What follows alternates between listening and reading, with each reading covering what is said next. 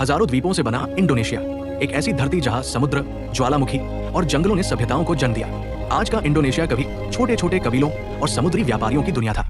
यहाँ लाखों साल पहले जावा मैन नाम के प्राचीन मानव रहते थे। उनकी खोज ने साबित किया कि इंडोनेशिया मानव सभ्यता के सबसे पुराने केंद्रों में से एक था। धीरे धीरे इंडोनेशिया दुनिया के सबसे महत्वपूर्ण समुद्री व्यापार मार्गों में बदल गया।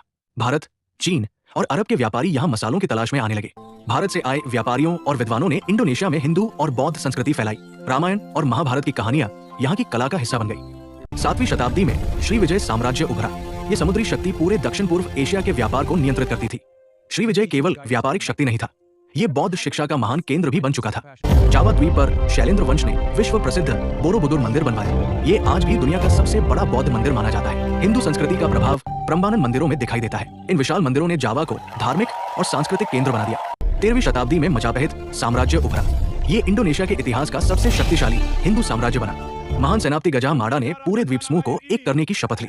उसकी सेना ने कई क्षेत्रों पर विजय प्राप्त की। अरब और गुजराती व्यापारियों के साथ इस्लाम इंडोनेशिया पहुंचा। धीरे धीरे ये धर्म पूरे द्वीपों में फैलने लगा। जावा और सुमात्रा में कई मुस्लिम सल्तनतें उभरी। इन राज्यों ने व्यापार और धर्म दोनों को मजबूत किया। लौंग, जायफल और काली मिर्च ने इंडोनेशिया को दुनिया की नजरों में बेहद कीमती बना दिया। यूरोप की शक्तियां इन मसालों पर कब्जा चाहती थी। 16वीं शताब्दी में पुर्तगाली व्यापारी इंडोनेशिया पहुंचे। उनका लक्ष्य था मसालों के व्यापार पर नियंत्रण। फिर आई डच ईस्ट इंडिया कंपनी, जिसने धीरे धीरे इंडोनेशिया को अपने नियंत्रण में लेना शुरू किया। डच शासन बेहद कठोर था। स्थानीय किसानों को जबरन मसाले उगाने पर मजबूर किया गया। कई स्थानीय राजाओं और लोगों ने डच शासन के खिलाफ विद्रोह किया, लेकिन आधुनिक हथियारों के सामने वे हारते गए। प्रिंस दिपोनेगोरो के नेतृत्व में जावा युद्ध छिड़ गया। ये इंडोनेशिया के सबसे बड़े विद्रोह में से एक था। 20वीं शताब्दी में इंडोनेशिया में राष्ट्रवाद की लहर उठी। युवाओं ने आजादी की मांग शुरू कर दी।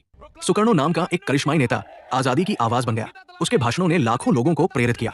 द्वितीय विश्व युद्ध के दौरान जापान ने इंडोनेशिया पर कब्जा कर लिया। डच शासन अचानक समाप्त हो गया।